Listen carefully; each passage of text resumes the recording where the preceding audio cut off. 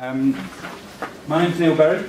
I'm from the locality, and I'm my duties today just to chair this and keep it to time. We won't be hearing from the know. We have three contributions from three different local authorities that the Asset Transfer Unit has worked with a lot in the last few years, and we feel are good examples of forward-thinking local authorities thinking about innovation in terms of asset transfer.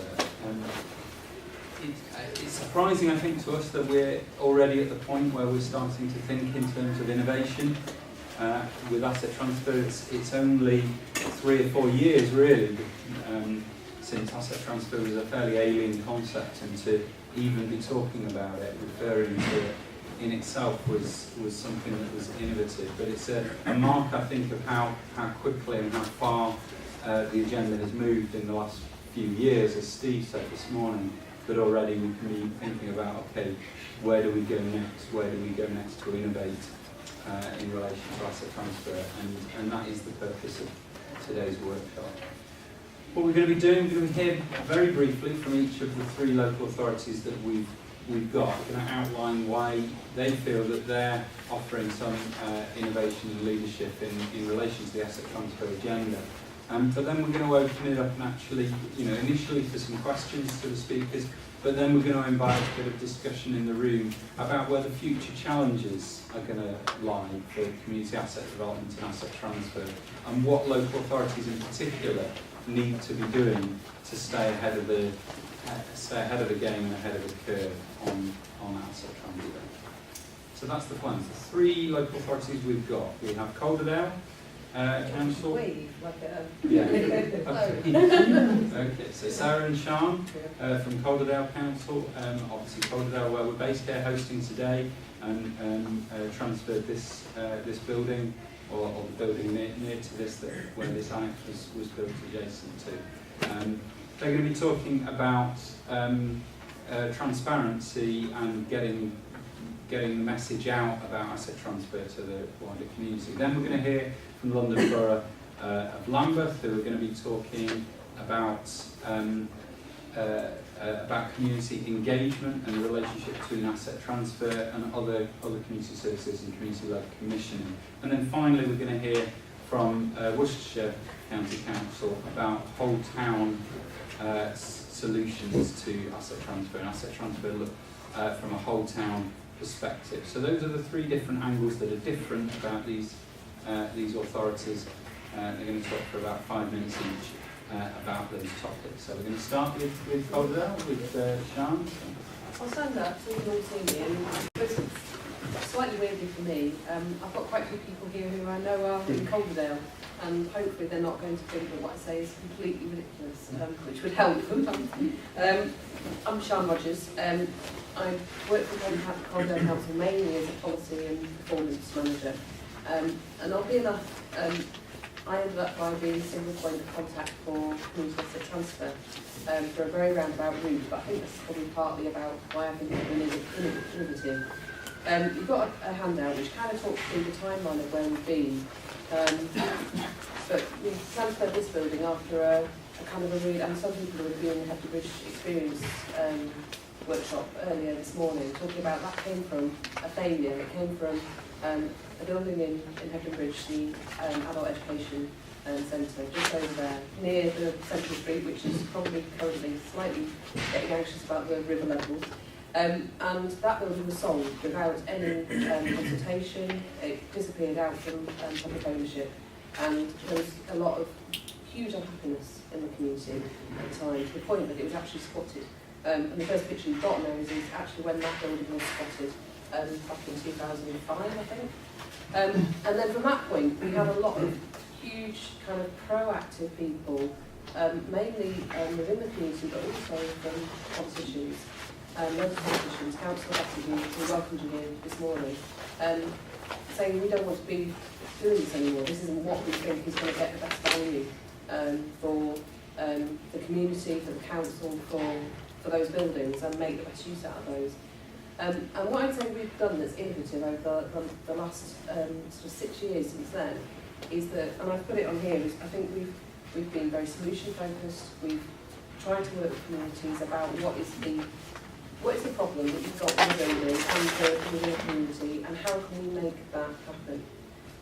We transferred this building. I wasn't involved in that at the time, but what we did post that was we really thought about how can we learn from that and develop something which is open, transparent, that has a proper framework so that we can talk through this process with local organisations, with community groups. We can support them, we can support those organisations, we can be realistic with them about what the challenges are, what we need to do. And more than anything else, I think it was about saying we have a 6-point contact, which was speaking. We've had other people involved, like Sarah, who will talk in a minute about one of our kind of big transfers that we're working with at the moment, which is the riding school, where we've tried to work people through that process. And people come to me, I signpost people, we go through the framework, which is very clear. It's very clear about the decision-making process, it's very clear about the expectations that there are on groups. We talk about, we have a gatekeeping stage because we understand that there's a huge amount of goodwill, but not necessarily understanding about what that entails for local organisations. So that, from a local authority perspective, it's really important that we manage those expectations and we're clear about what we need for people to make an asset transfer work. And I think that's the main sort of thing I'd say about how we worked is that we've been very step by step looking at each one on its own merits and working through that process and involving people at each point to try and do that. There's a few in here that I could probably illustrate that. I've got some pictures, but I think it's important just to think about the range of stuff that we've done. So we transferred one freehold transfer. I think it's possibly one of the few in the country, possibly the only one. I don't know. Neil might be able to go. But we transferred a rock up on the hill, on the wall, up here, called Great Rock, and we transferred that freehold for 120, well, forever, to the local parish council, Blackshore Parish Council, which has got a population of something like 15,000 people. But that, you know, is an iconic rock. Why would we want to keep that as a local authority? So we've got to have that. Some of that's the proactiveness about being confident about letting something go and thinking, well, what is the use of that rock? Over in the town over there, some people will know Hebden Bridge, there's a municipal cinema which has been community owned since 1970s, I think. It's moved through various stages and through the constraints on public spending in the last couple of years, we're sort of thinking, how can we make sure that this cinema manages to survive into the future? Hebden White is a very strong, active, proactive town council, and Coldale Council have worked that through to the point where we've now transferred the picture house to Hebden White Town Council so that it's owned and managed closer to the community that uses it. So those are some examples of how I think we've tried to do the process. One of the biggies that we've done is the riding the school site. For some of you may know its history. It was a very, very famous failed school. It was in the news in the, I'd say, 1980s, and then later in the 90s it went into special measures, and eventually we've declared it surplus as a site.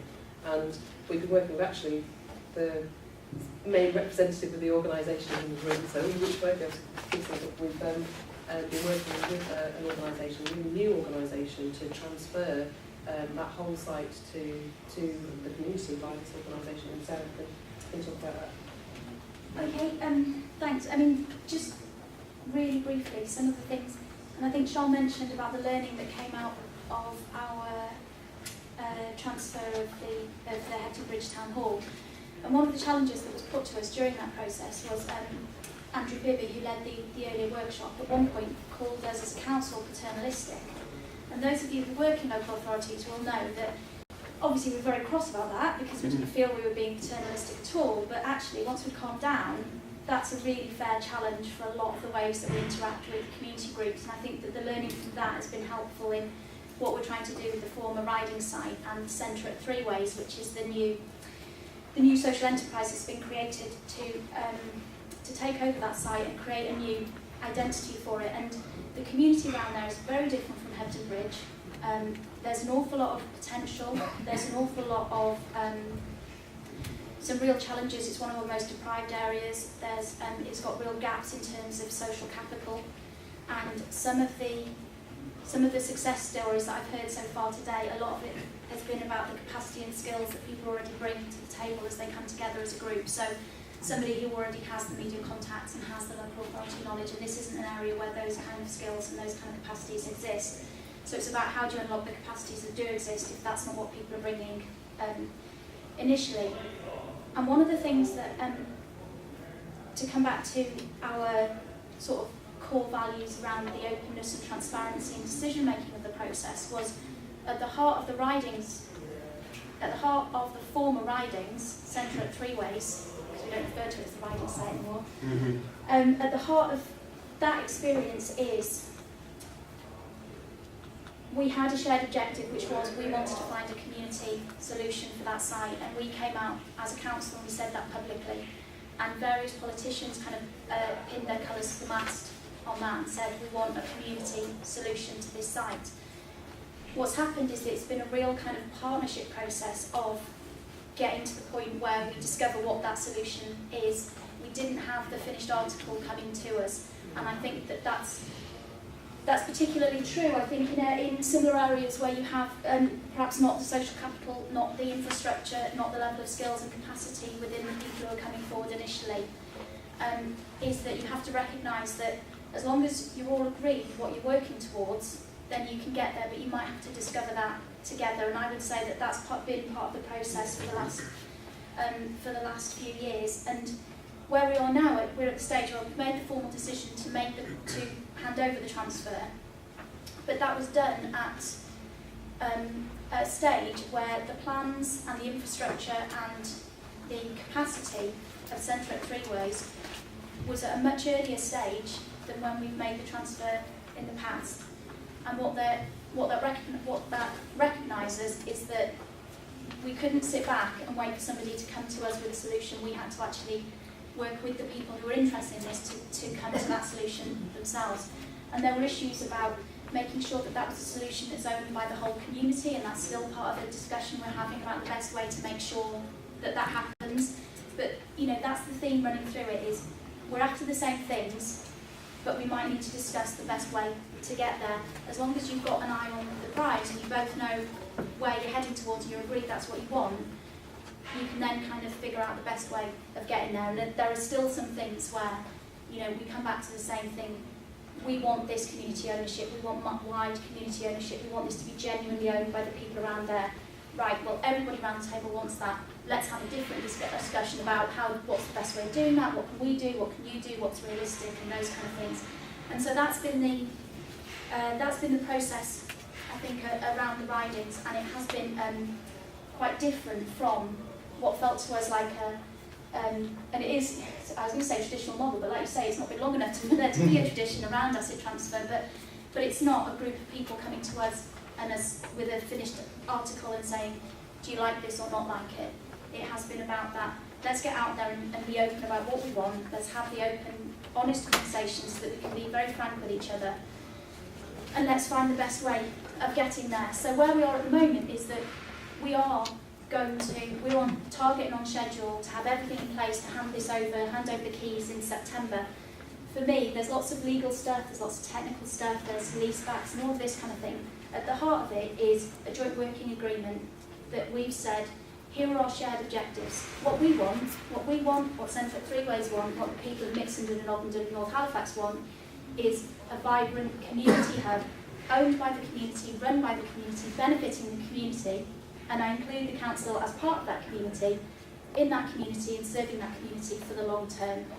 All the rest of it is detail. That's the heart of it, and that's the nub of it really. So that's been our experience with the Centre at Three Ways former riding site.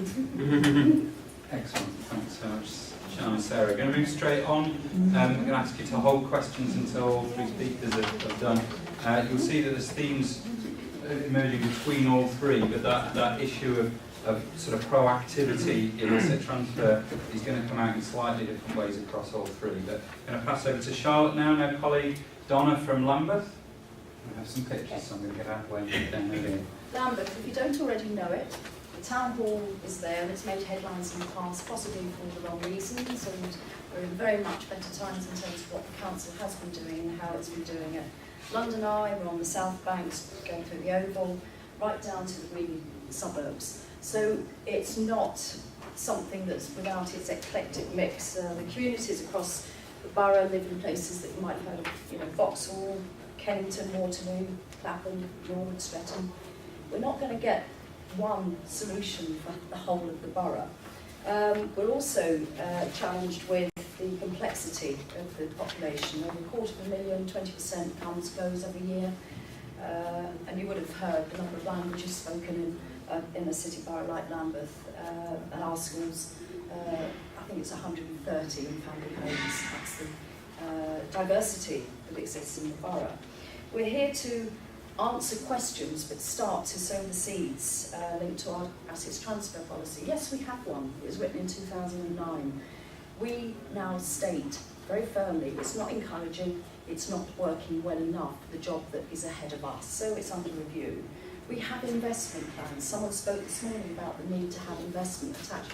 Yes, we've got investment plans, and we can talk about what that involves. And investment at unprecedented times financially. We're saving 90 million over 3 years, but we're still working with communities to actually have improvements achieved with communities, not doing it by ourselves. We're linking this following on from a period of extensive consultation engagement. Some of that was quite painful. Lambeth, you don't listen. Lambeth, it's always on your terms. Lambeth, you control everything.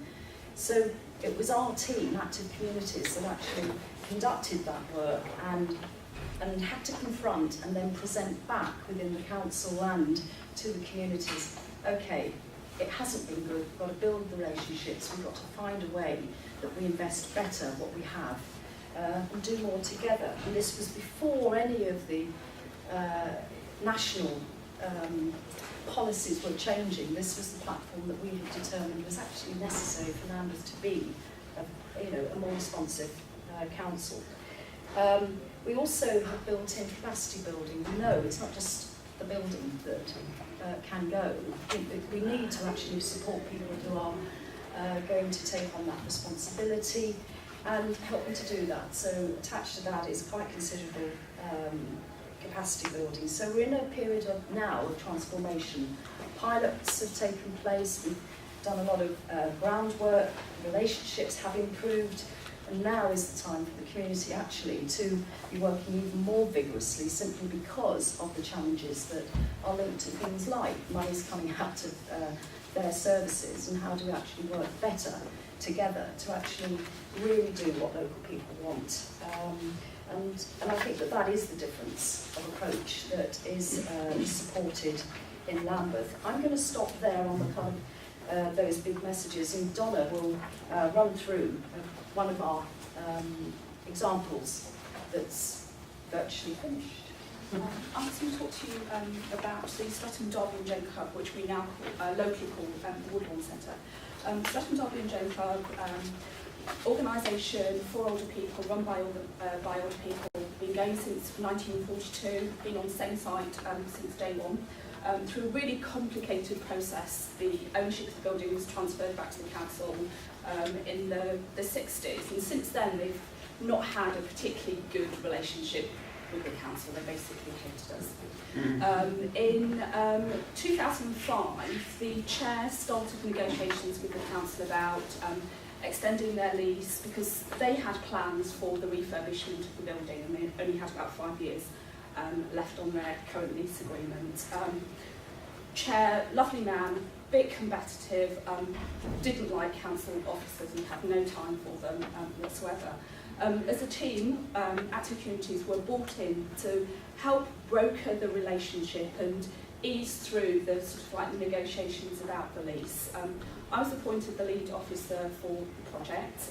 We found some money which provided funding for feasibility plans, business planning, a bit of capacity building support for the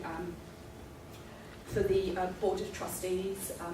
So when the QUEC review was completed, the Community Asset Programme came on board.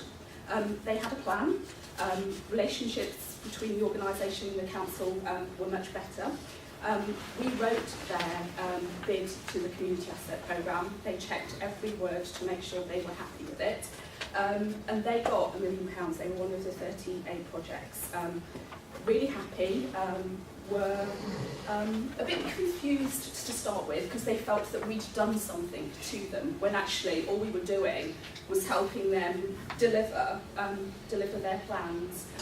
We've worked with the organisation really closely.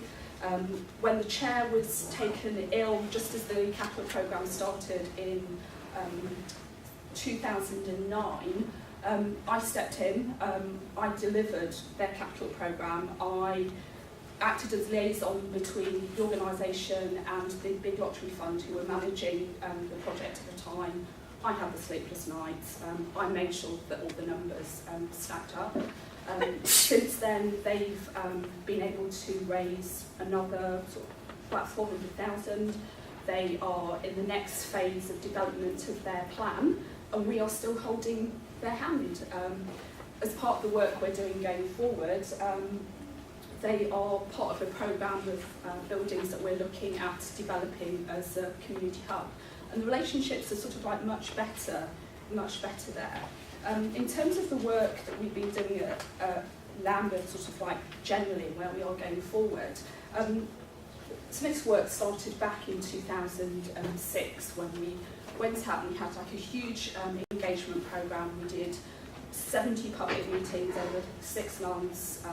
We developed a programme which we called the Communities First programme, and that sort of like set the foundation for how the council were going to improve their relationship with the community. We weren't very good at talking to the community. We instigated a number of flagship projects. Woodlawn Centre was one of them.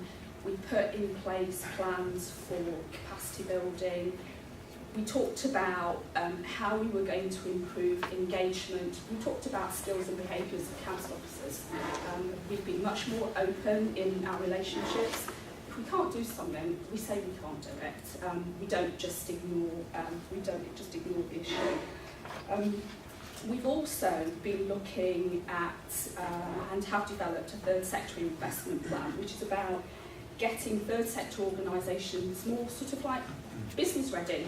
We're saying, you know, it's not just about being a voluntary organisation. You've got to be viable. You know, you've got to start thinking about your organisation as a business and stop relying on the council in terms of being your only source of funding. In terms of where we are going forward with all this work, we have a report going to Cabinet on Monday, which we're hoping is going to be approved, and it sets out a programme of work which we're hoping to deliver over the next 2 years, which is around the development of a number of community hubs. It sets out a programme of investment. We're hoping to generate about £7 million of investment for community hubs, the modernisation of the library service. Some of that work will involve the potential sale of buildings, but that will be to generate income. But we're also looking at transferring a number of buildings to community organisations, and part of that work as well is looking at our asset transfer policy, which Charlotte's touched on, doesn't actually deliver what we want to do. So we've got draft policy, we'll be going out to consultation on that in about a month's time. Thank you very much, Charlotte and Donna. When Barry Quirk launched the Quirk Review in 2007, one of the things he said was that the key to making asset transfer work was all partners working together, and we've always said that the point of transfer isn't the end of the relationship, it's actually the start of the relationship. And I think, you know, both of our examples so far demonstrate that, and demonstrate the best asset transfer happens when authorities are truly proactive and go out and make things happen. And our last example is going to be in a similar vein, albeit with a bit of a twist. And Ian from Worcestershire County Council is going to be talking to this handout from Alan Chairs. Ian. Good afternoon, my name is Ian Fisher. I work at Worcestershire County Council. I work in property services. At Worcestershire, we still currently rely on the Quirk protocol But we're moving now, what we've got a Worcestershire Capital and Asset Partnership, and that's made up of all public sector bodies in Worcestershire, includes the police, the fire, the PCT. We've also got community organisations that sit on that. So we're trying to sort of replace this current protocol now with something that's far less bureaucratic, and I think will help in terms of community asset transfer. I think one of our main ambitions, excuse me, is wherever possible to do away with single-use buildings. They're certainly one of the big problems for us, actually running them now. We're looking to try and preserve wherever possible frontline services and jobs, and not just outdated public buildings, which is certainly an issue in Worcestershire. And I think what we're trying to do is create sort of mixed-use community hubs. So the project I've sort of focused on here is Starport. Does anybody actually know Starport? One person. That's a start. It's what I'll do is I'll very quickly just run through some of the opportunities and some of the problems that we've experienced looking at community asset transfer in Starport. Georgian Market Town in the Wild Forest in Worcestershire, population of about 20,000. It's quite poor in terms of public transport infrastructure, quite isolated, historically very low property values, which is a big issue. And also there's not been a great deal of investment in it. Some people describe it as a Blackpool of the Midlands. It's where all the Birmingham people come down for a day out, and they spend a lot of money on the amusement arcades and fish and chip shops, but they don't even go into the town centre. So to be fair, it's a town that's struggling.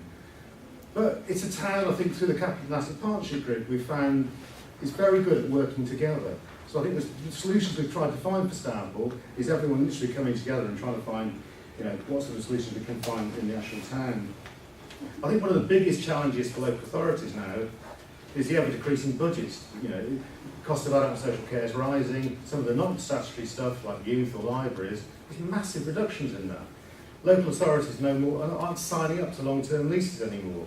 And that's a big issue, is trying to make these business cases actually stack up. Whereas before we might have signed 25, 30-year leases, 5 years at best now. A lot of the youth work is being commissioned out. The libraries, how we deal with that is changing. So again, it comes back to this mixed-use community hubs. I genuinely don't think any of us can do it alone. That's why, again, we're trying to get this sort of mixture of public, private and community partnerships actually working together in the town to try and find the one sort of solution. It really isn't easy. And this is why we've tried to sort of pioneer the one or whole town approach. And I think we had a lot of scepticism to start with, because people didn't really trust us when we came in, but we worked with locality, and then actually put together lots of little community meetings within Starport. We were very open, honest and transparent about the budgets of the money that we thought we had left. And although we had lots of protest groups to start with, by the end we've actually got the whole town working together, trying to find one solution, which I think is fantastic. We did a SWOT analysis, we did mapping, we mapped everything in the town, that's community assets, that's public assets, that's private assets. As a result of actually doing that, we discovered the catalyst really was the library was important. Perhaps the most important building was a community theatre in Starport.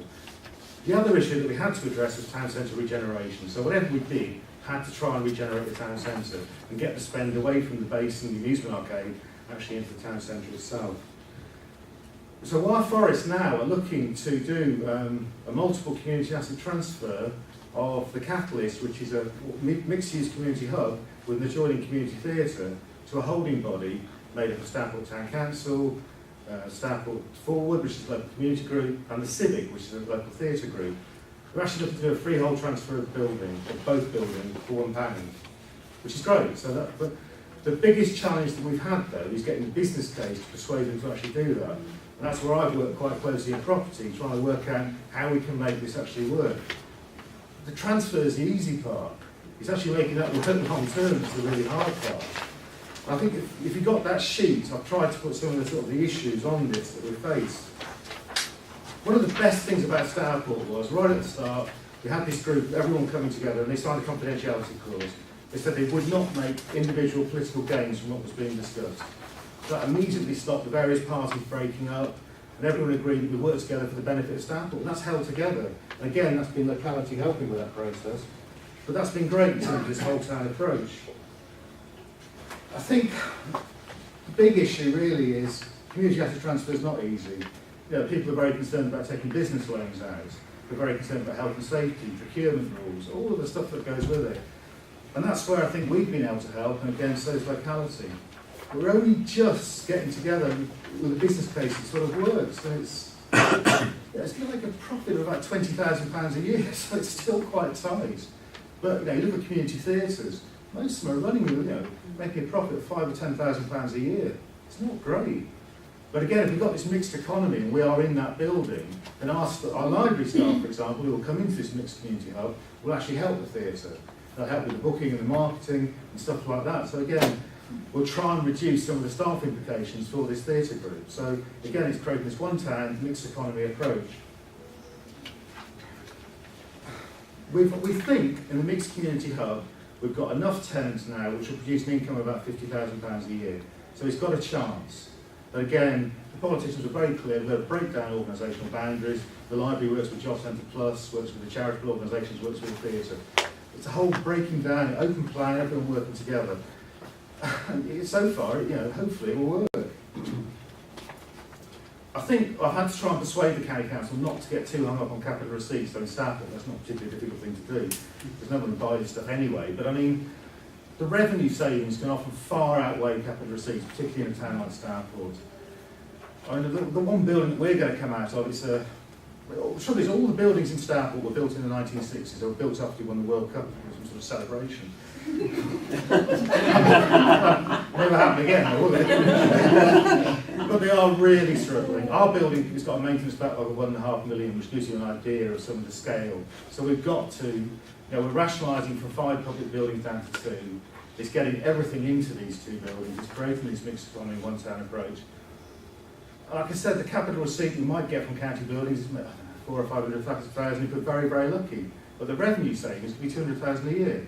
So it's the revenue that's often far greater than the capital. And I think local authorities still get hung up on capital receipts. Don't. The revenue side can be better. So I think in conclusion, it's really create this mixed economy of uses if you can.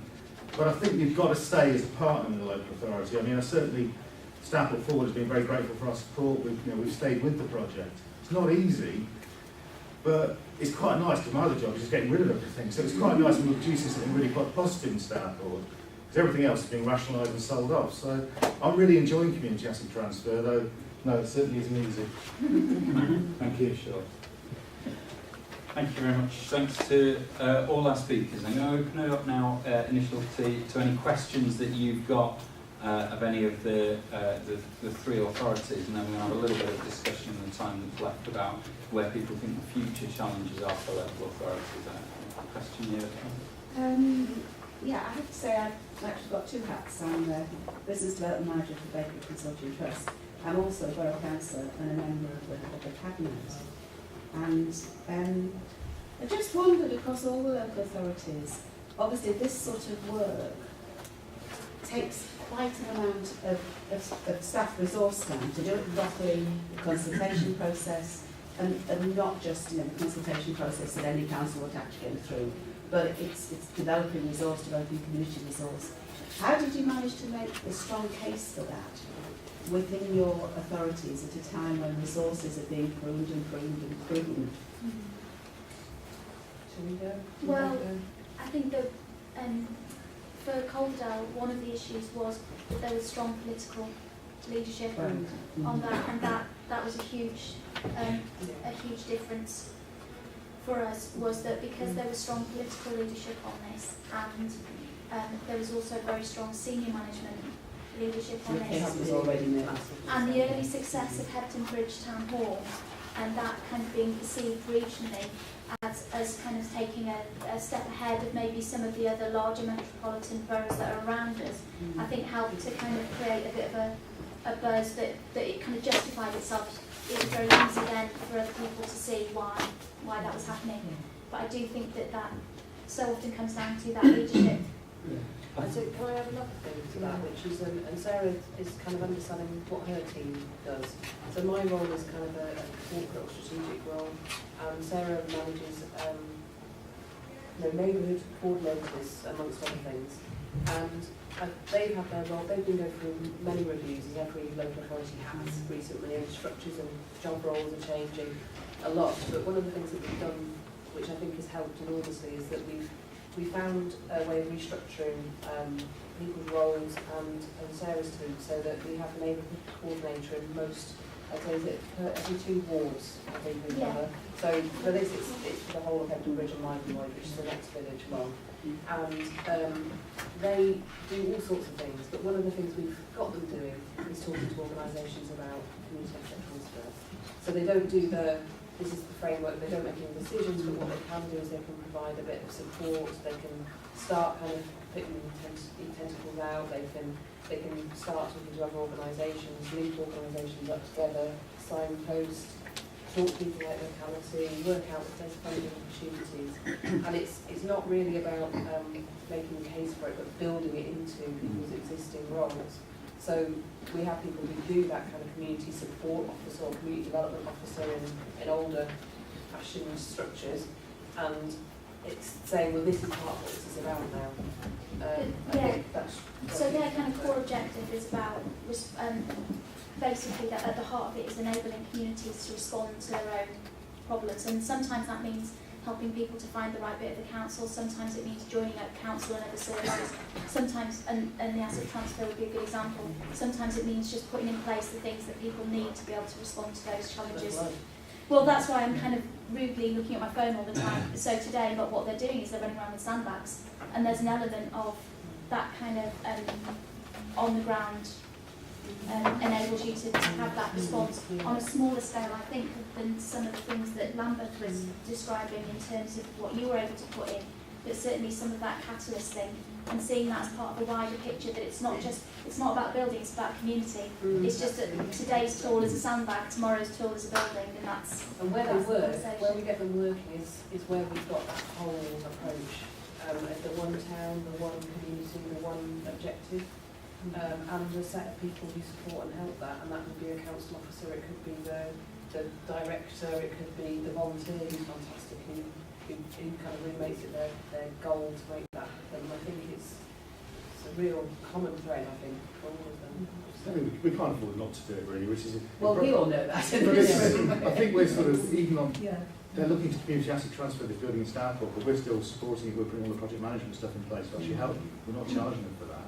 But it's the only way that we can come together with this sort of whole town solution. So it's any of us can do it on our own, to be honest. Can I just hijack that question slightly, because I'm really interested by the fact that you come from a property background, and I think that the rest of us on this side come from a similar kind of communities, sort of community engagement, and kind of those kind of, or sort of policy, strategic background.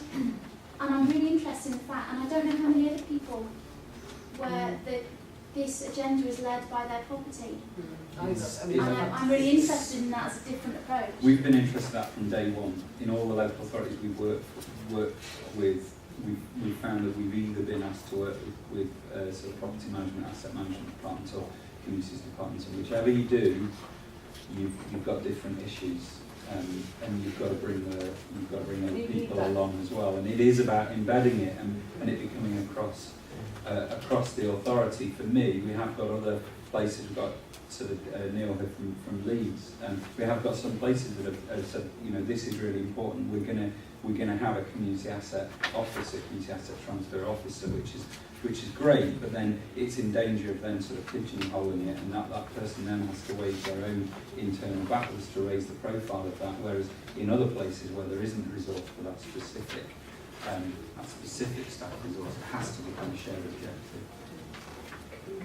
We aren't the technical officers, and you need that at some point, but technical officers at times, sadly, in front of a public meeting locally, don't necessarily engender quite the relationship that's needed.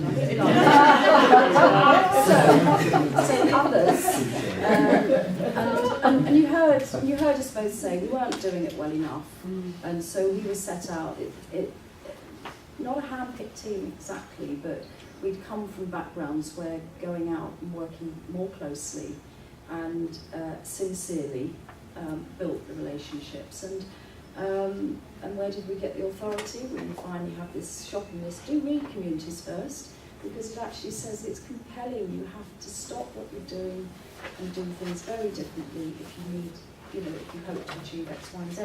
And it was actually shifting resource. It was capability of individuals in and outside of the council, and absolutely working across departments who we needed to bring along on that journey, because it isn't just property.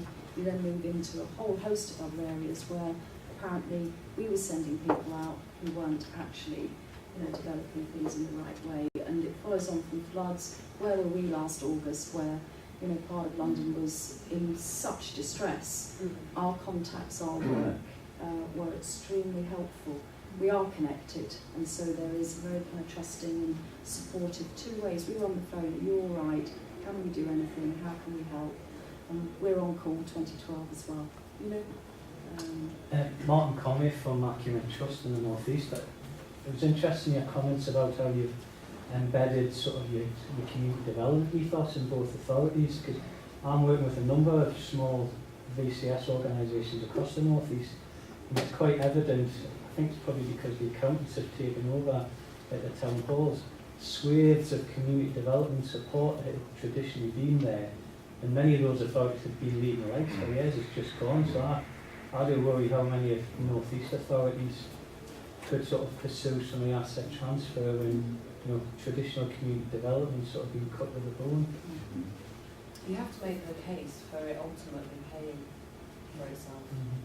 And I think that's the thing, is if you can, I think you were saying about there is no other way. Some of these things you have to, and this is from a property perspective, in order, and this is the case that I navigate a lot of the asset transfers we've done through the cabinet process, Sarah's as well, and that is the case that we're often making. You've got to justify that on an economic basis as the best option for a building, and it's very similar around the community development stuff. You're demonstrating time and time again that this has got some value. The fact that we've had people here on the spot in the town over the last couple of weeks to deal with the flood, who know people, who businesses trust, who local communities trust, has demonstrated, it's made its worth its weight in gold the last couple of weeks. And that's the argument that we're constantly making. It is worth it, I think. Okay, time for one last super fast question and super fast answers. I've got one. Yeah. It's mostly directed at the Lambeth too, but all of you in general. You seem, all of you, to be pushing open the door and showing the way to community groups to get the most out of the local council or the local authority. Are you frightened that when the mass gets wind of this opportunity, there'll be an exponential increase in the number of people trying to access those, access that capacity point that you've been talking about? That's so fragile and that you're so innovatively putting together. Because it is a major, it sounds like it's, and my experience, it's a major time consumer. 30 seconds. We've just embarked upon widespread kind of detailed consultation, modernisation of library service and library buildings and other buildings for hubs development. People aren't knocking the door down to say we want and we're ready. They're not. People aren't knocking doors down to say we want to run that service. It may evolve, and that's what we are there to do. But we do have arrangements in place where people are ready and have got already and are seeing this and are widening what they can offer through those spaces. And that's our job. We're helping to facilitate that. We must live within our resource. Otherwise we would go crazy. And the resource package is as much staff time as well as is go buy technical support, go here, there, and everywhere. And we support funding applications, externally submitted through organisations, but you heard Donna talk about £1 million. Not one sentence went off without the chair and his trustees knowing what was written, but we eased their burden with bureaucracy involved in some of this. I think in Stamford, one of the things we have seen is by getting this business plan that works for everybody, we've now got a firm of chartered surveyors and a firm of solicitors in Stamford that are offering free legal and professional help. But it's getting that business model right to start with. So I think once we've got that, we're going to try and move that around the county. Worcestershire Capital and Asset Partnership, made up of all public sector and community groups, will again provide support, both in staff and resources to do that. So it's a whole town, it's also the whole county approach to it really as well. They're very different. Broadway's got Malvern, very large retired professional populations who are keen to take this on. Stafford hasn't really. We've got people who are also working, and one of the best people on Stafford has just left the project who couldn't cope with doing everything. So that's a big issue as well. It's trying to provide the support both to take these projects forward as well as developing them in the first place. Okay, it feels like we could go on sort of quite a bit longer with this topic, and there's lots of interesting things to discuss and lots more innovation to come in the future, no doubt. Sorry if it's been cut a little bit short somewhere. It feels like there's a lot of legs in that discussion to go. Before I wrap up, just to explain workshop 7, Emerging Trends in Social Finance, is here with Gary, who's just come through the door. Hi, Gary. Community Shares, if you community shares, workshop 8, that's just over the road. And workshop 9, New Funding Streams, is downstairs in the main hall. Hope you've enjoyed the session. If you could just show your appreciation to all that.